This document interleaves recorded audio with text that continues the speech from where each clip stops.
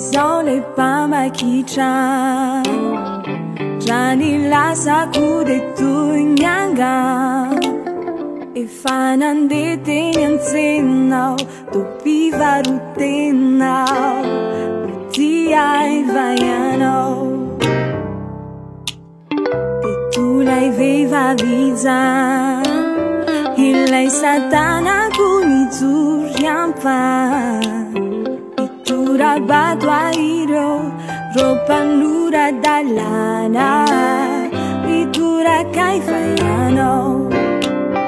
Ankehitriny anefa fantatro Fianao no efa ty ay taloha Jesosio ianao tsy nanamelokay Nafirazanyot efa vitako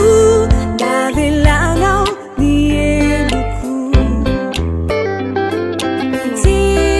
Jesosio ianao lay miadiko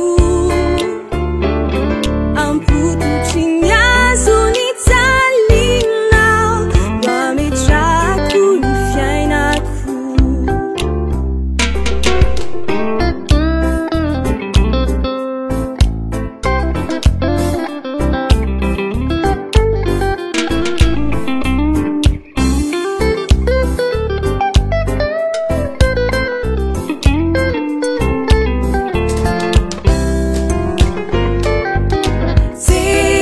Jesosio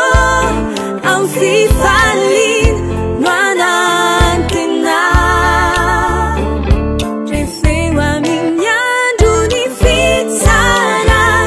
Ang pandrusay hawan ka na Jesosio